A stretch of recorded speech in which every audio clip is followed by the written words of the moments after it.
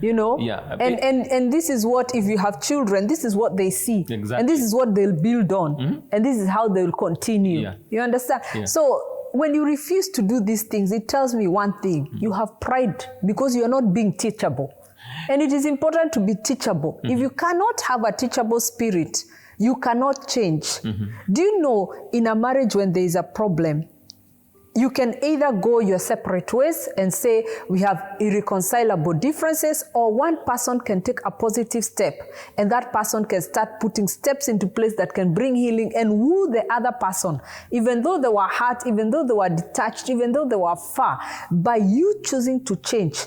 We have seen it. One person agreeing to be teachable, one person agreeing to do the right thing, they start doing it. Is it hard work? Yes, somebody has to pay the price. But when that one person chooses to do that, we have seen it. It brings healing.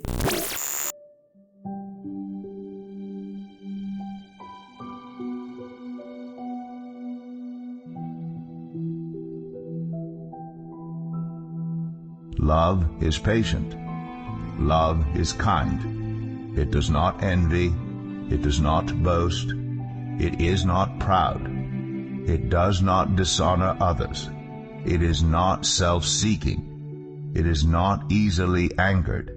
It keeps no record of wrongs. Love does not delight in evil, but rejoices with the truth. It always protects, always trusts, always hopes, always perseveres. Love never fails.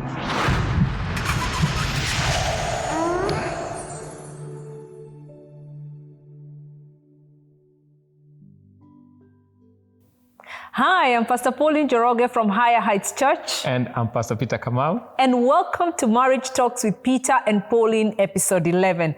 Wow, we are so glad that you have chosen to spend time with us today. Thank you for welcoming us into your space. Thank you for making time just to sit down and view and listen and learn. And it is our prayer and our desire that your marriages are being transformed, your marriages are being strengthened, marriages are being established, and marriages are being restored. Where there has been a crisis, where there's been a challenge, separation, we believe in the God of restoration. And it is our prayer that as you watch us and listen to us, learn from our examples, that the Lord is helping you to rebuild and to find yourselves again and to fall in love again. So God bless you for choosing to tune in this evening. Keep your comments coming. We love reading your comments. Do you know what happened last time? There was a young chap, I think his name was Stanley. Yeah. Wow, Stanley, God bless you for taking the time and just putting all the comments that we were saying and all the nuggets and just doing a bullet point, something in the comments and putting it all together. The Lord bless you. I don't know whether Stanley is married. He is about to get married. Oh, so you know him personally? I've met him personally. Ah, okay. Is he watching us from here or? He's a great fan, actually. Okay. He's always there. And I think he watches from Kenya. He's from wow. Kenya. Yeah. Stanley, you're investing in yourself. Yeah. You're a good man. You're preparing yourself and you're setting up yourself for success and not failure. God bless you. And that is the whole message and ministry of this program. And so today we are going to continue on the topic we started in episode 9, which is communication. Yeah. And episode 9, we introduced communication. And then episode 10, we talked about the power of words. And one of the key nuggets about the power of words is the power of the fast responder. Yes. If there is an issue, if there is a matter, how you respond is very, very important and can set the tone of that conversation. And so today we are going to go into a new topic. And our topic for today is understanding the communication differences in men and women. And in this scenario, understanding and accepting the communication differences in husbands and wives. And as always, we are going to use ourselves as examples because we know each other best. Oh, yes. Yeah, we know each other best. And to just let the people know, we've been married for 28 years and we have never one day even dreamt of separating. Oh, no. No?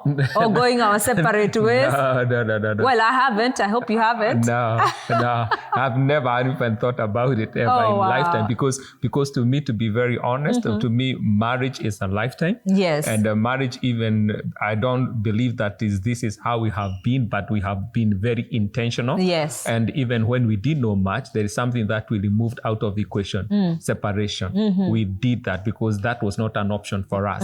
And we decided. And then when we got born again, we start diving into the Word of God. And there's so much of what we are talking about, everything and the foundation of our marriage is the Bible. And I believe because the author of the institution of marriage is God. And one of the problems is that we do not go back to the person who initiated the marriage to find the instruction and the principle that he laid down for the marriage to work. So as I said that, I'll repeat some words which I did say some time back. It is not marriage that have failed. It is us who have married, who have failed the institution of marriage. Yes. Not going back to the person or who is God, who laid the foundation and laid the instruction of how marriage is supposed to work. Yeah. And if I can bring in a scripture that I read today in Ecclesiastes chapter 4 and verse 19, it says that two are better than one, for they can help each other to succeed. So two are better than one. So you and I have helped each other to succeed. You and I continue to help each other to succeed. And even in our communication, we want to succeed. Yeah. And so two are better than one. And that is why today we want to talk about the differences in a wife or a woman and the differences in a man or a husband. I'm very different from you. So if we can start, for example, I think in one of the episodes I said that women, we are feelers. Women, we are connectors. And you remember today I asked you a question in the car when you're dropping me to work. I asked Pastor, do you guys ever come up to each other and say, oh, you look good? Do they? No, we hardly not. We hardly not. That's not our discussion when we meet as men. Yeah. Men, we don't talk about things that do that connect. Yeah. Even our discussion, most of the time, we talk about sports, we talk about finances, we talk about like pandemics, which is happening right now. Politics. Yeah. It doesn't get inside us. Because we don't connect men. We bond. You bond. And for us women, we are connectors. Do you know if one of my girlfriend comes up to me and tells me I'm looking good, that makes me feel so good. And I say, wow, thank you for the compliment. Oh, yeah. The next thing we'll talk about is, where did you get that outfit? And without any ill feelings, I'll tell them the shop. I'll tell them there are other colors. We can even go on and talk about how we can put together a whole outfit. I say, by the way, that top I think can go with your yellow shoe. You ask yourself how she knows you have a yellow shoe. It's because we connect, we see, we feel deeper. Yeah. And that is a woman for you. A woman is a feeler, a woman is a connector, and a woman is more emotional. Yeah? But I believe that men are not, that men need to protect themselves emotionally. They don't bare their souls easily like women. And I think that's why we need to understand. I love the statement that you made. You said we understand our differences and accept them. And that is the key to an effective communication in marriage. If for a vital communication, we have to understand them, we have to accept them, and our work is not to change the person, it's to accept and work within that frame. And to accommodate each other. Exactly. And to build up from that point of understanding, accepting, and accommodating each other. Exactly. Yeah. And like what you have just said, we don't talk about those things as. To be very honest, men find it about embarrassing when the things that ladies talk about. Yes. You can talk about things that relating to emotions, to feeling. We don't talk about and those kind of things. And we go deep. We don't even care. Yeah. We don't even care. Yeah. We don't even care. Yeah. But for us, we communicate, but we communicate at a different, different level altogether. And it is very, very important, just like we're talking about, because I've told, like we have said several times, if at all you are not me because you are a lady, then the part of me knowing your needs in communication, it's so vital. So that if I'm going to communicate and communicate effectively. Yes. And I really like this subject because from today, if I am going to encourage other people outside there, know those differences. And we're also going to get better, you and I. Exactly. We are not yet there. No. We are a work in progress. We keep on working on it. Yeah. We keep on working on it. Remember, there's some time back we say that it really doesn't matter. It really doesn't matter how long. And one of the things, honey, I would like to encourage is because when we know how to communicate and communicate effectively, because I find people who have been married for 10, 20, 30, 40 years, but they are distant.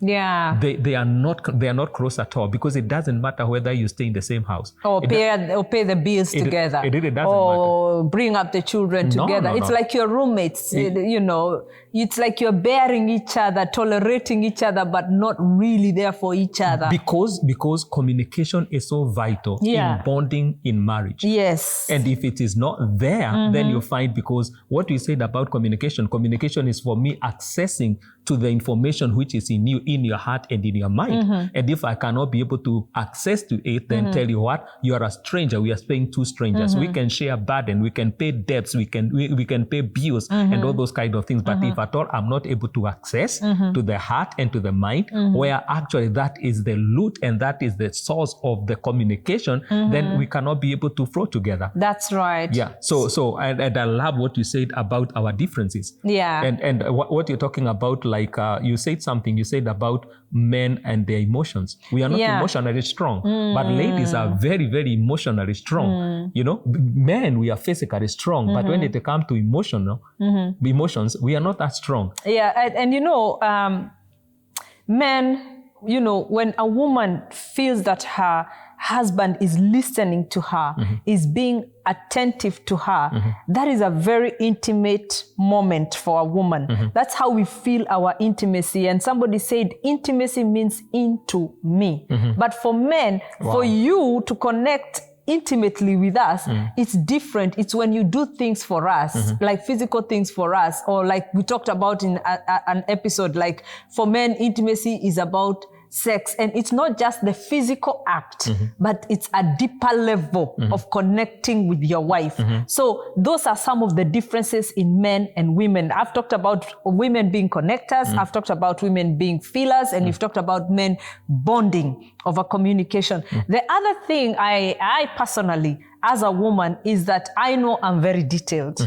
And I know that comes from my personality. My personality is very different from you. By the way, we are very different. But on the other hand, there is the way ladies are wired. Yes. Because ladies are wired in need of detailed in communication. I mean, we like things being broken down. And if at all I can help men, I can really like to tell them, this is not just for somebody will think that my wife is suspecting me, my wife is suspicious of me, why she keep on interrogating me. She is not interrogating anyone. She is in need. That's how she made. When you're talking about the needs and our differences, you should accept that ladies, how they are wired, they are wired in need of detailed information. Because if you understand that, you'll be patient with her. Yes, you'll be attentive. You'll be attentive and to you her. will give her what she wants out of you. Yes. And it is an art. You have to put it into practice. You have to be intentional about it. So when women are in need of details, Pastor, I don't need headlines. No. I don't need bullet points. You need full story. I don't need nuggets. I don't need mono answers. I don't need one-liners. And there's another one. Grand. Oh my God. That is terrible. It is terrible. You know, and we talked, you know, it's terrible. So there's that need for details. And I had somebody saying that how you can help your husband to be able to give you those details is let your husband learn how to paraphrase what you're saying. For example, if I'm talking about a certain subject and you want to really understand me, paraphrase, repeat to me what I've said. And if I feel that you haven't understood, I'll happily make a correction or bring the point out again. You paraphrase. So, honey, this is what you mean. And then I'll say, yes, that's what I mean. And right there, I've connected with you. Right there, I feel you have listened to me. Right there, I feel that you have paid attention to me. And please, men, by women asking for details, we are not interrogating. No. And it's furthest from our minds to be nagging. Why it appears to be nagging is because you are not giving them that attention. You are not listening. It is something that you have to intentionally do. And I think I'll still go back to what you said, accepting, knowing the difference and accepting. Yes. And there is something that you said about the clarification, asking questions. Yeah, paraphrasing. Clarification. Because communication questions. comes with its own challenges. Oh, yes. It comes with its own challenges. Sometimes you might be seeing Something's somebody. falling. Are we okay? Oh, okay, we are good. Sorry, Harry. Yeah. So yeah. Sorry, I threw Pastor off his communication. Okay, go ahead. Yeah.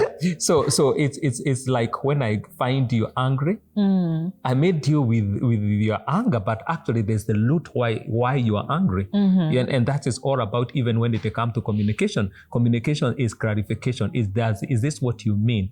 Did you mean this? Because communication comes with its own challenges. Sometimes it comes with high emotion. Sometimes people get angry, but we should be able to confirm, and only that confirmation can come when we try to clarify by asking questions. And also there's another thing.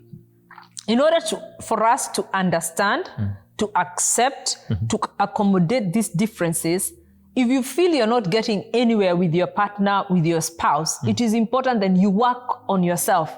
Take responsibility. We've always said here that marriage is not for two masters, it's for two people who are willing to serve each other. And if we are willing to serve each other, surrender has to come into it. Pride has to die. The I in I has to die. So if I want to make it a success, then I have to be willing to work on myself, because I cannot change you.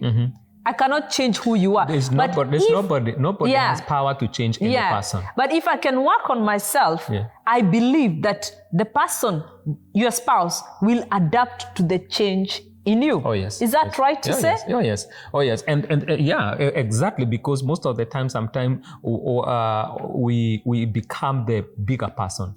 We become the bigger person. And when they talk about the bigger person, you become the bigger person by doing what seemed to be impossible or what seemed to be hard. And I'm telling you, you will be able to challenge the other person. And that is all marriage is all about. Sometimes you may find somebody, is not towing the line, or probably not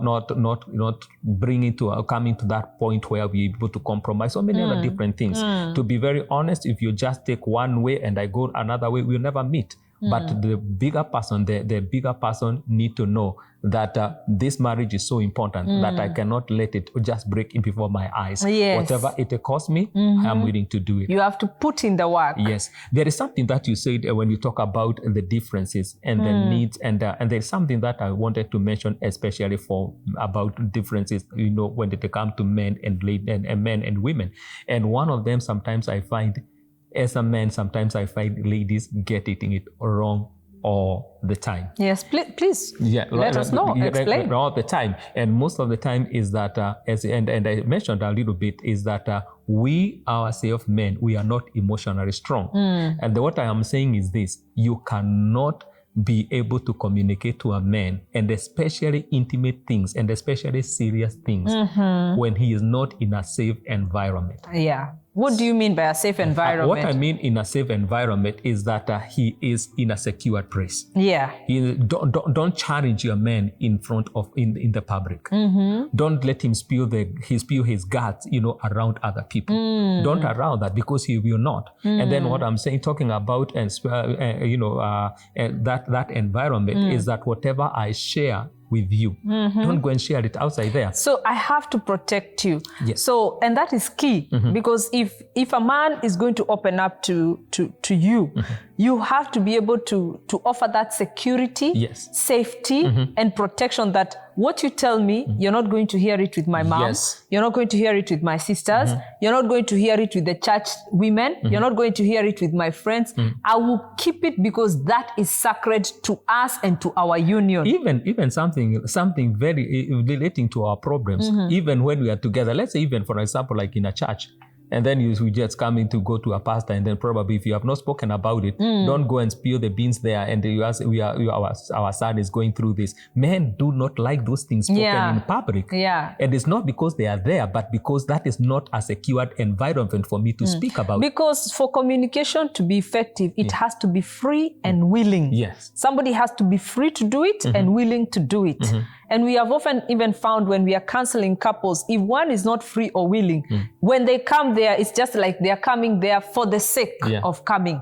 And until that barrier will be broken, where somebody will feel free with us, comfortable with us, and they are willing to talk, and then they understand the need, that is where we see that we are able to communicate, we are able to look at things, we are able to bring in our own advice and biblical advice and counsel, and you see restoration, and you see reconciliation right there in our eyes. But when it has not been free or willing, like you're saying, it doesn't work. Yeah, because if at all a man is not in that secured environment, that atmosphere that he's feeling secure, he will not open up. And the other thing also, just what you said, and this is what caused most people say that my husband does not talk, but probably he said something, he shared something, and then you went and said it to somebody, they heard it somewhere. And that caused men to cross up. Because he's not a feeler, he's not a connector. He actually feels that he's been thrown out there to the sharks and he's been exposed. And that's what exactly we're talking about, because we are not strong that emotionally, as I said, because you ladies, you can meet a stranger. You remember the story that you're talking about some other time, and you're talking about a lady I met in America, an old lady. Remember it was in Walmart. And she almost, by the time she met me there, by the time we left there, we shared about there 10, 20 minutes. She told you so much because the queue was long. Yeah. I'm detailed, so let me give the story. Yeah, go ahead. I go ahead. Yeah, go ahead. Yeah. Go ahead. Yeah. So this lady was there with us, and she found us on the queue, and she struck up a conversation with you. And within a short time, she asked you, where do you live? And you said, oh, in the UK, but I come from Kenya. And that word there, I live in the UK and I come from Kenya, triggered her. She said, oh, I've been in America. I'm an old lady. I don't even have a passport. I've never even been to Hawaii, that is just across the waters. And she went on, and we were moving. And you are so a stranger. Yeah, you are a stranger. And you are so sweet. You are indulging her because you are acknowledging her. You are nodding. You are paying attention. You are asking her question. She went on and went on. You actually shut me off the conversation. I just continued walking, and I was marveling at this woman. She talked and talked and talked. By the time we were going to pay, there was a holiday coming up. You knew exactly where she was going to spend the holiday, how she was going to do it, because she connected.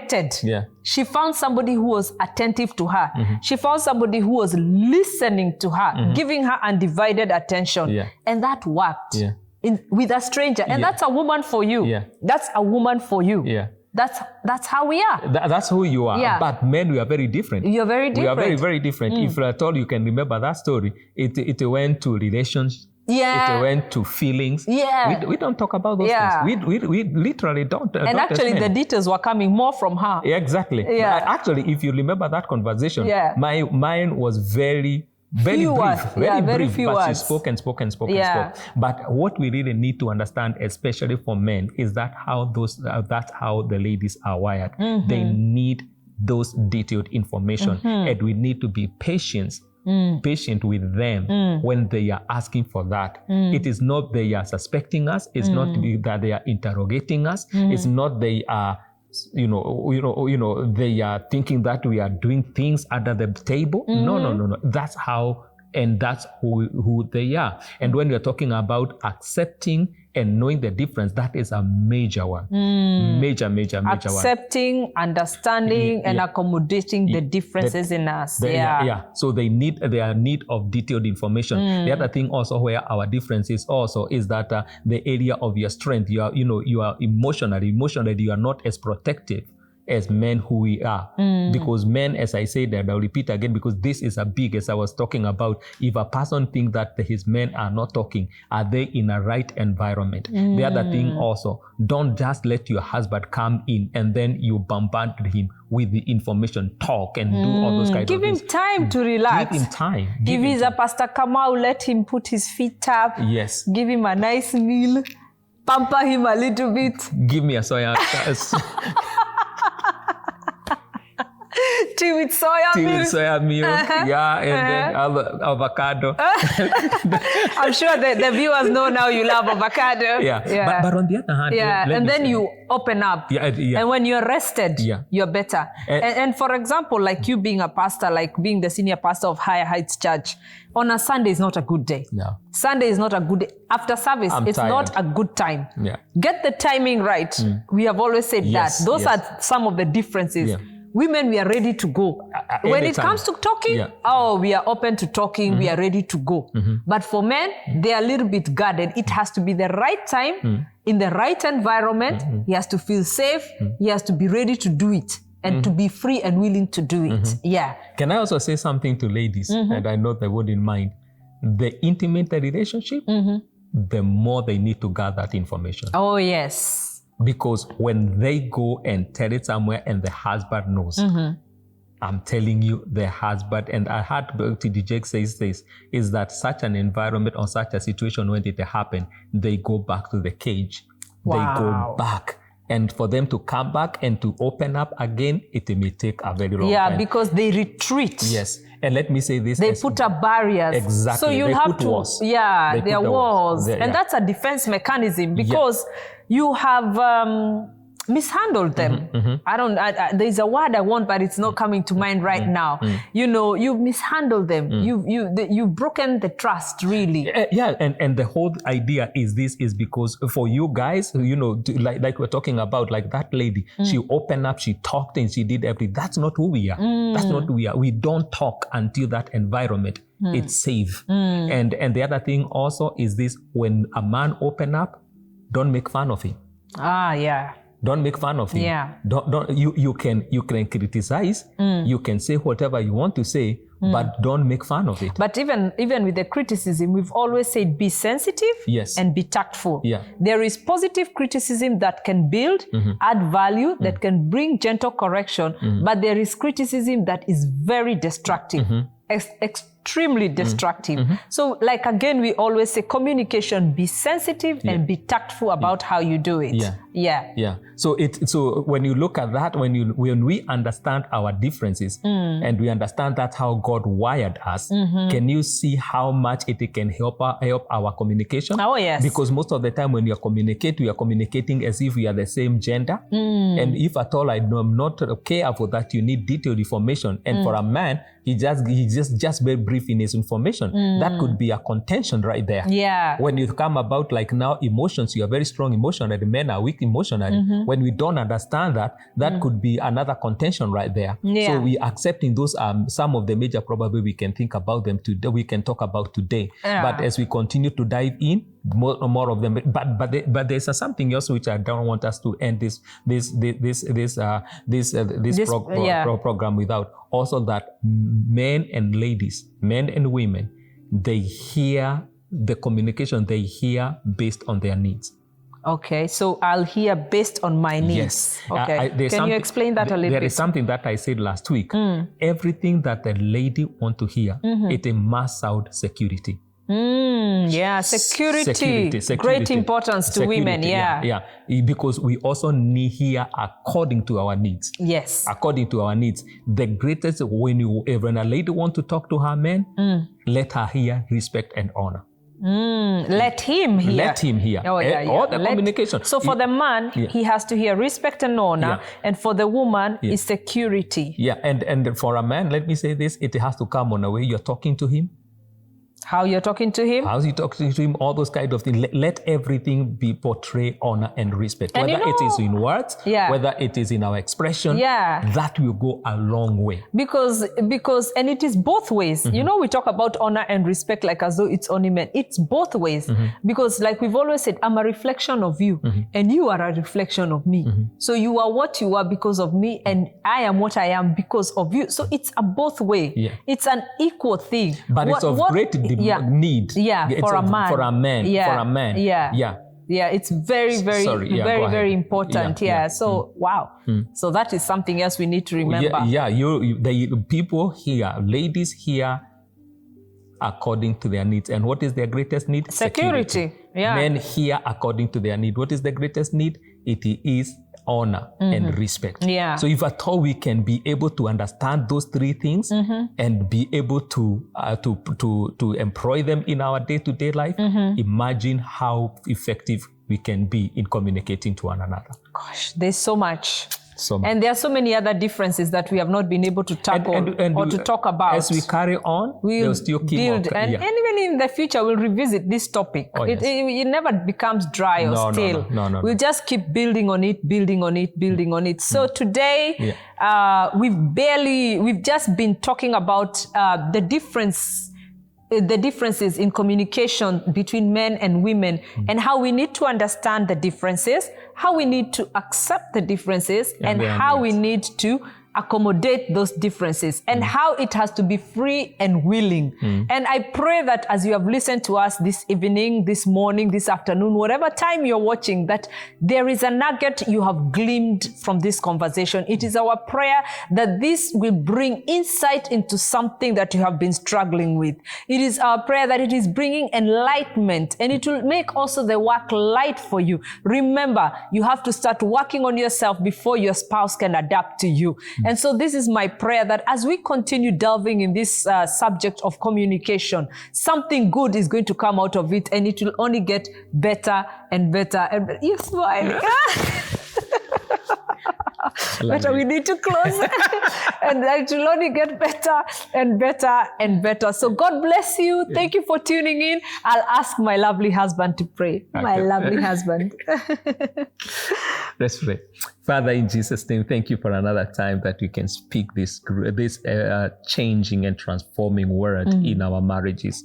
We know that, God, without your help, we can't really be able to do it. Therefore, we thank you for the accompanying Holy Spirit in each and every one of us. Lord, we have spoken.